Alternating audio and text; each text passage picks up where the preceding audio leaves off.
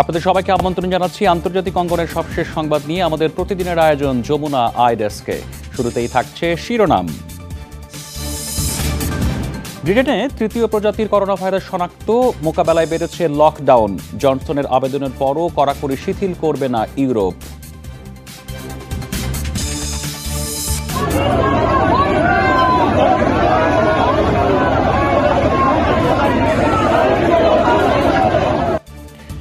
কৃষি আইন ঘিরে উত্তাল ভারতের রাজনীতি, প্রেসিডেন্টের সাথে সাক্ষাতের জন্য যাওয়া কংগ্রেস নেতারা আটক, স্মারকলিপি প্রদান। সাজসজ্জা আর জৌলুস থাকলেও নেই উৎসবের আনন্দ, মহামারী আর লকডাউনের মোড়কে আসছে 2020 সালের ক্রিসমাস। এসব খবরের বিস্তারিত নিয়ে আপনাদের সাথে আছি আমি রাহাত মিনহাস। তৃতীয় আরও একটি প্রজাতির করোনা ভাইরাসের অস্তিত্ব মিলেছে যুক্তরাজ্যে। সম্প্রতি দক্ষিণ আফ্রিকা থেকে ফেরা দুজনের মাধ্যমে ঘটেছে সংক্রমণ।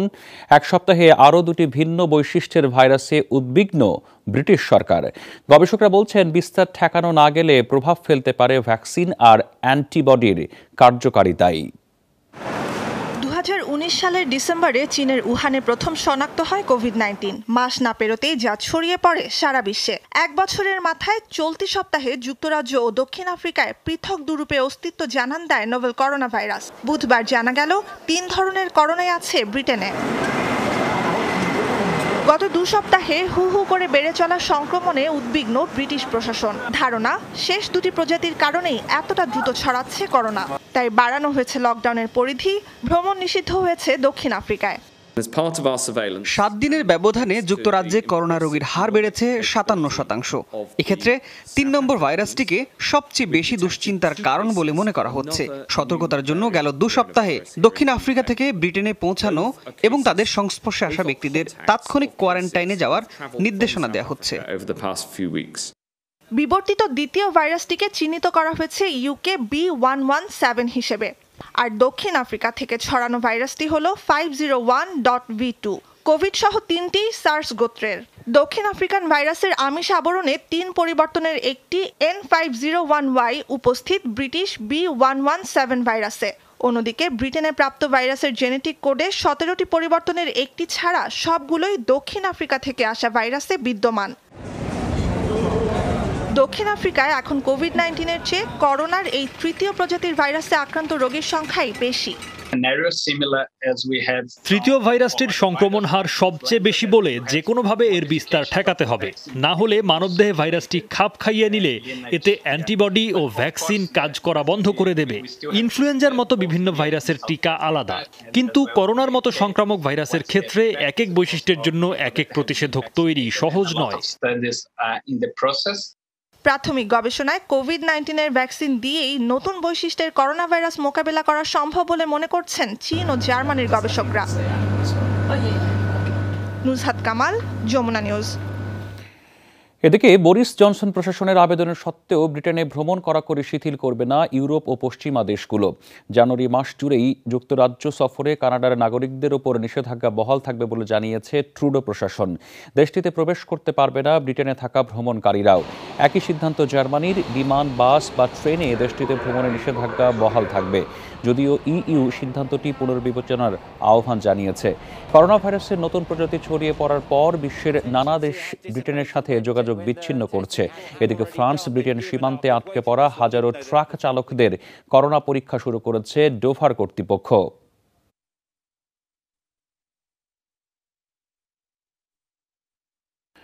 খুব শিগগিরই অক্সফোর্ড অ্যাস্ট্রাজেনেকার ভ্যাকসিনের অনুমোদন দেবে ব্রিটেন। বৃহস্পতিবার দেশটির স্বাস্থ্যমন্ত্রী ম্যাট হ্যানকক এই তথ্য নিশ্চিত করেছেন। যুক্তরাজ্যের medicine and health care regulatory এজেন্সির কাছে আবেদন করেছে ওষুধ নির্মাতা প্রতিষ্ঠান অ্যাস্ট্রাজেনেকা। এর মাধ্যমে এই টিকাটি ব্যবহারের আনুষ্ঠানিক প্রক্রিয়া শুরু হলো। 28 বা 29 ডিসেম্বর প্রতিষেধকটির অনুমোদন দিতে পারে সরকার। দেশটির স্বাস্থ্য কর্মকর্তারা বলছেন, অক্সফোর্ডের ভ্যাকসিনের ছাড়পত্র পেলে তা করোনা মোকাবেলায় বড় ধরনের পরিবর্তন আনবে। কারণ অন্যান্য টিকার তুলনায় এই ভ্যাকসিনটির সংরক্ষণ ও পরিবহন অনেক সহজ।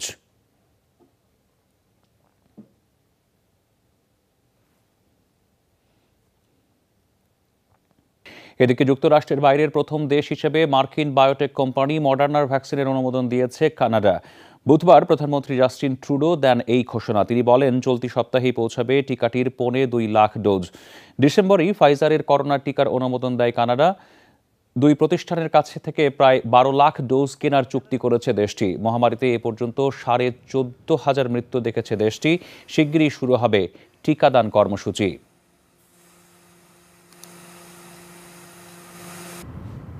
কৃষক আন্দোলনকে কেন্দ্র করে উত্তাল ভারত। বিতর্কিত কৃষি আইনগুলো প্রত্যাহারের দাবিতে আজ রাষ্ট্রপতি ভবন অভিমুখে পদযাত্রা করে কংগ্রেস। আটক হন দলটির নেতা প্রিয়াঙ্কা গান্ধী। পুলিশি বাধা উপেক্ষা করেই প্রেসিডেন্ট রামনাথ কোবিন্দের সাথে বৈঠক করেন রাহুল সহ দলটির জ্যেষ্ঠ নেতারা। হাতে তুলে দেন 2 কোটি স্মারক সম্বলিত স্মারকলিপি। পূর্ব নির্ধারিতই ছিল প্রেসিডেন্ট রামনাথ কোবিন্দের সাথে কংগ্রেসের বৈঠক। তবুও বৃহস্পতিবার সকাল থেকে রাষ্ট্রপতি ভবন সহ চারপাশের এলাকায় 144 ধারা জারি করা হয়। রাহুল গান্ধীর নেতৃত্বে বিরোধীদের পদযাত্রা 26 আকবর রোড পৌঁছাতেই পরে বাধার মুখে আটক করা হয় প্রিয়াঙ্কা গান্ধীকে। হাজারো মানুষ তাঁবু খেটে রাত যাপন করছেন প্রচণ্ড শীতে, আর সরকার তাদের সাথে আলোচনা তো দূর, উল্টো কৃষকদের সন্ত্রাসী আখ্যা দিচ্ছে। এই হলো বিজেপির গণতন্ত্রের নমুনা।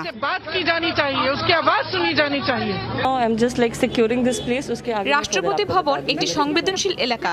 এখানে তারাই প্রবেশ করতে পারবেন যাদের অনুমতি আছে। এটা রাজনৈতিক কর্মসূচি আর সহিংসতার জায়গা। এর কিছুক্ষণের মধ্যে প্রিয়াঙ্কা সহ আটক নেতাদের পুলিশ ছেড়ে দিলেও ক্ষোভে ফেটে পড়ে কংগ্রেস। অনুমতির পরও আটকের ঘটনাকে গণতন্ত্রের জন্য লজ্জাজনক আখ্যা দেন। ব্যবসায়ী এবং দলীয় নেতাদের সুবিধার জন্য সরকার এবার কৃষকদের বিক্রি করছে। আমাদের অন্নদাতা কৃষকরা, তাদের অধিকার আদায়ে এক বিন্দু ছাড় দেয়া হবে না। প্রশাসন যতই কঠোর হোক, আন্দোলনে আছি, থাকবো। এর আগে ভারতীয় প্রেসিডেন্টের সাথে সাক্ষাৎ করেন রাহুল গান্ধী, গোলাম নবী আজাদ সহ কংগ্রেসের শীর্ষ নেতারা। তুলে ধরেন 3টি কৃষি আইনের বিরোধিতায় বক্তব্য, পেশ করেন 2 কোটি স্বাক্ষর সম্বলিত স্মারকলিপি। 29তম দিনের মধ্যে কৃষকরা বিক্ষোভ করেছেন দিল্লির প্রবেশ মুখে। নানা বাধা বিপত্তির পরও ধরে রেখেছেন অবস্থান কর্মসূচি।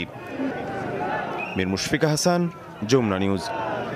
বেতন বৃদ্ধি ও কাজের পরিবেশ উন্নয়নের দাবিতে পেরুতে অব্যাহত রয়েছে কৃষক শ্রমিক আন্দোলন। প্রধান মহাসড়কগুলো দখল করে নিয়েছে বিক্ষোভকারীরা। রোববার থেকে গুরুত্বপূর্ণ প্যান আমেরিকান হাইওয়েতে অবস্থান ধর্মঘটে বসেন আন্দোলনকারীরা। পেরুর সাথে বাদবাকি লাতিন দেশগুলোর যোগাযোগের জন্য ব্যবহৃত হতো এই সড়কটি। তাদের ছত্রভঙ্গে লাঠিচার্জ, ফাঁকা গুলি ও টিয়ার গ্যাস ছোড়ে দাঙ্গা পুলিশ। মুহূর্তেই রণক্ষেত্রে পরিণত হয় এলাকাটি। গেল সপ্তাহে কৃষক শ্রমিকদের অবস্থার উন্নয়নে একটি খসড়া প্রস্তাব কংগ্রেসে তোলা হলে পর্যাপ্ত ভোটের অভাবে সেটি খারিজ হয়ে যায়। তাতে আন্দোলন আরও জোরদার করে কৃষিপণ্য উৎপাদন সরবরাহের সাথে জড়িত শ্রমিকরা। মেয়াদ শেষ হওয়ার আগেই পঞ্চম মুসলিম দেশের সাথে ইসরায়েলের কূটনৈতিক সম্পর্ক স্থাপনে কাজ করছে ট্রাম্প প্রশাসন। সেটি এশিয়ার কোনো রাষ্ট্র, এমনটা জানিয়েছেন ইসরায়েলি মন্ত্রী ওফির আকুনিস। তিনি বলেন, 20 জানুয়ারি নতুন মার্কিন প্রেসিডেন্ট শপথ গ্রহণের আগেই ঘোষণা দেবে যুক্তরাষ্ট্র। ডোনাল্ড ট্রাম্পের উপদেষ্টা ও জামাতা জেরার্ড কুশনারের মধ্যস্থতায় চলতি বছর 4টি আরব দেশের সাথে কূটনৈতিক সম্পর্ক স্থাপন করে ইসরায়েল। দেশগুলো হলো সংযুক্ত আরব আমিরাত, বাহরাইন, সুদান ও মরক্কো। তালিকার সম্ভাব্য নতুন দেশটির নাম উল্লেখ না করলেও তা যে পাকিস্তান নয় সেটি নিশ্চিত করেছেন ইসরায়েলি মন্ত্রী। যুক্তরাষ্ট্রে আবারও ভাইরাল পুলিশের গুলিতে কৃষ্ণাঙ্গ নাগরিক হত্যার ভিডিও। বুধবার গুলিবিদ্ধ অবস্থায় হাসপাতালে নেওয়া হলে সেখানেই মৃত্যুবরণ করে ওই ব্যক্তি। ভিডিওতে দেখা যায় ওহাইওর একটি গ্যারেজ থেকে মোবাইল ফোন হাতে বের হচ্ছেন 47 বছর বয়সী কৃষ্ণাঙ্গ আন্দ্রে হিল।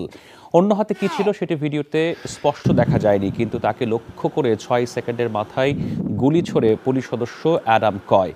বডি ক্যামেরা সক্রিয় না থাকায় নেই কোনো অডিও, তবে স্বয়ংক্রিয় লুক ব্যাক ফিচারের কারণে ধারণ করা হয় 1 মিনিটের ভিডিও। ঘটনাস্থলে কোনো অস্ত্র খুঁজে পাওয়া যায়নি। শাস্তি হিসেবে অ্যাডামকে দায়িত্ব থেকে অব্যাহতি দেওয়া হয়েছে। যুক্তরাষ্ট্রের নতুন শিক্ষামন্ত্রী হিসেবে লাতিন বংশোদ্ভূত মিগুয়েল কারদোনাকে চূড়ান্ত মনোনয়ন দিলেন নবনির্বাচিত প্রেসিডেন্ট জো বাইডেন। একই সাথে বলেন, ক্ষমতা গ্রহণের 100 দিনের মধ্যে যুক্তরাষ্ট্রের বেশিরভাগ শিক্ষা প্রতিষ্ঠান পুনরায় খোলার ব্যাপারে তিনি আশাবাদী। 45 বছরের কারদোনা বর্তমানে কানেকটিকাট রাজ্যের শিক্ষা কমিশনার হিসেবে কর্মরত আছেন। এর আগে তিনি শিক্ষকতা পেশায় যুক্ত ছিলেন। যুক্তরাষ্ট্রের নতুন সরকার কাঠামোয় শীর্ষস্থানগুলোতে গুরুত্ব পাচ্ছেন হিসপ্যানিক আমেরিকানরা। এর আগে হোমল্যান্ড সিকিউরিটি প্রধান হিসেবে আলেহান্দ্রো মাজোরকাস এবং স্বাস্থ্য ও জনসেবা বিভাগের প্রধান হিসেবে মনোনীত হন জ্যাভিয়ার বেসেইরা। মার্কিন প্রেসিডেন্ট ডোনাল্ড ট্রাম্পের ক্ষমাপ্রাপ্তদের তালিকায় যুক্ত হলেন আরও ৩ জন ব্যক্তি। ফলে বুধবার পর্যন্ত সংখ্যাটি দাঁড়ালো ২৯ জনে। হোয়াইট হাউস জানিয়েছে নতুন ৩ জন হলেন প্রচারণা শিবিরের সাবেক ম্যানেজার পল ম্যানাফোর্ট, সাবেক উপদেষ্টা রজার স্টোন ও ধনকুবের চার্লস কুশনার। মার্কিন নির্বাচন চলাকালে রাশিয়ার সাথে ষড়যন্ত্রে লিপ্ত থাকা এবং কংগ্রেসে মিথ্যা বলায় তারা সাজাপ্রাপ্ত হয়েছিলেন। তালিকাভুক্ত ২৯ জনের মধ্যে ২৬ জনকে পুরোপুরি ক্ষমা করেছেন প্রেসিডেন্ট। ৩ জনের সাজা কমানো হয়েছে। সেক্ষেত্রে তাদের বিরুদ্ধে যে অভিযোগ বা মামলা ছিল সেগুলো বহাল থাকবে। রাশিয়ার সাবেক রাষ্ট্রপ্রধানদের আজীবন দায় মুক্তি দিয়ে আইন পাশ করেছেন প্রেসিডেন্ট ভ্লাদিমির পুতিন। ফলে জীবদ্দশায় কোনো অপরাধের জন্যই তাদের বিচারের মুখোমুখি হতে হবে না। রাশিয়ার আইনে আগেও বিধানটি ছিল, তবে শুধু ক্ষমতায় থাকা পর্যন্ত। নতুন আইনে ক্ষমতাহীন অবস্থাতেও বহাল থাকবে দায় মুক্তির এই বিধান, যে সুবিধা ভোগ করবেন সাবেক প্রেসিডেন্ট ও তার পরিবারের সদস্যরা। এছাড়া পার্লামেন্টের উচ্চকক্ষে আজীবন সদস্যপদ পাবেন সাবেক প্রেসিডেন্টরা। চলতি বছর রাজনৈতিক সংস্কারের ধারাবাহিকতায় এলো এই পদক্ষেপ। এর আগে সংবিধানের ২০৩৬ সাল পর্যন্ত প্রেসিডেন্ট থাকার বিধিমালা সংযুক্ত করেন ভ্লাদিমির পুতিন। মহামারী আতঙ্ক আর লকডাউন বিধিনিষেধের মোড়কে এলো ক্রিসমাস। মৃত্যু সংক্রমণ বৃদ্ধির আশঙ্কা থাকলেও সীমিত পরিসরে উৎসবের আমেজ সারা বিশ্বে। আলোকসজ্জা বা গির্জাগুলোতে বাড়তি কোনো আয়োজন নেই, কিন্তু মানতে হবে করোনা শিষ্টাচার, সামাজিক দূরত্ব, এড়িয়ে চলতে হবে জনসমাগম। বিশ্বজুড়ে মহামারীর প্রকোপ, তাতে ক্রিসমাসের আলোকসজ্জা কমেনি এক বিন্দুও। ১ কোটি এলইডি লাইটে সেজেছে রোমানিয়ার রাজধানী বুখারেস্ট। কঠোর লকডাউন থাকলেও রাতের প্যারিসের সৌন্দর্য ২-৩ গুণ বাড়িয়ে দিয়েছে ঐতিহ্যবাহী সাজ। করোনা বিস্তারের শঙ্কা থাকলেও উৎসবের আনন্দে মিশে গেছেন শহরবাসী। বছর শেষে আনন্দে মাতার কথা ছিল গোটা বিশ্বের, অথচ কঠোর বিধিনিষেধ সব জায়গায়। তবুও আলোকসজ্জা দেখতে বা উপহার কিনতে বের হচ্ছেন মানুষ। মাস্কের আড়ালে মানুষগুলোর হাসি মুখটা উপলব্ধি করতেও ভালো লাগছে। কারফিউর কারণে জমায়েত উৎসব নিষিদ্ধ। মহামারীর জন্য শারীরিক তো বটেই, মানসিকভাবে সবাই অসুস্থ হয়ে পড়েছেন। সাজানো ক্রিসমাস ট্রি, গির্জা আমাদের সুস্থ সুন্দর ভবিষ্যতের আশা যোগাচ্ছে।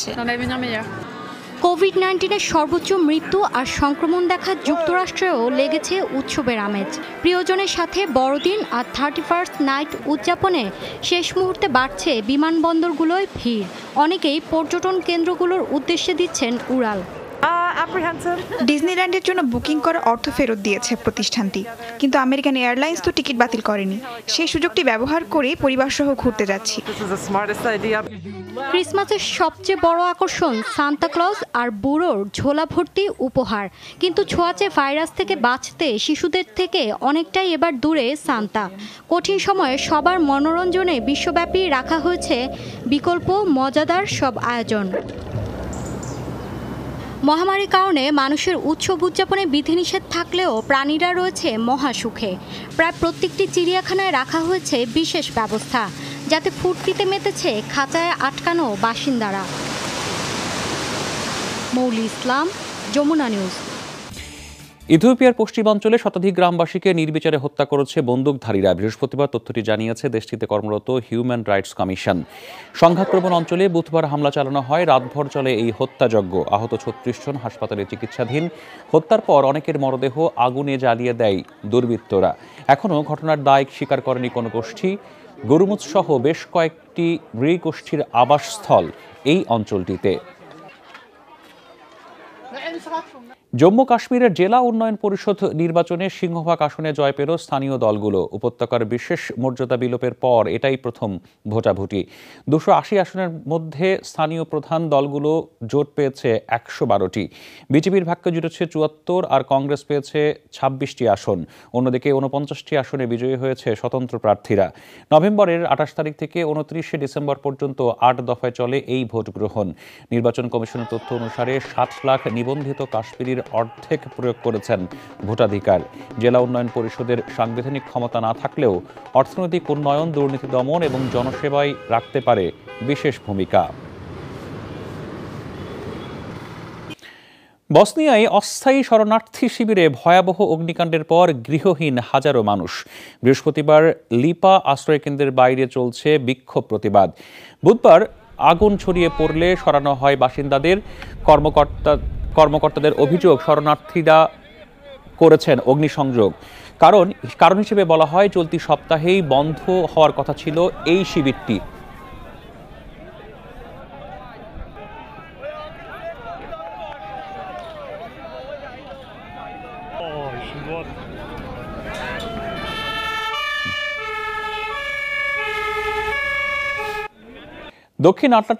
দক্ষিণ আটলান্টিক মহাসাগরে আরও একটি হিমবাহ গলে যাওয়ার প্রমাণ পেয়েছে ব্রিটিশ গবেষকরা। ব্রিটিশ রয়্যাল এয়ারফোর্স সম্প্রতি হিমবাহটির ভিডিও প্রকাশ করে, যাতে দেখা যায় একটি দ্বীপের আকৃতির প্রকাণ্ড এই হিমবাহটির বিরাট অংশ গলে গেছে। গবেষকরা বলছেন, এখান থেকে সংগ্রহ করা নমুনার মাধ্যমে জলবায়ুর পরিবর্তন বিষয়ক বিভিন্ন তথ্য পাওয়া যাবে। যুক্তরাজ্যের বিমান বাহিনী পরিচালিত এই গবেষণায় নেতৃত্ব দিচ্ছেন দেশটির জলবায়ু বিষয়ক গবেষকরা।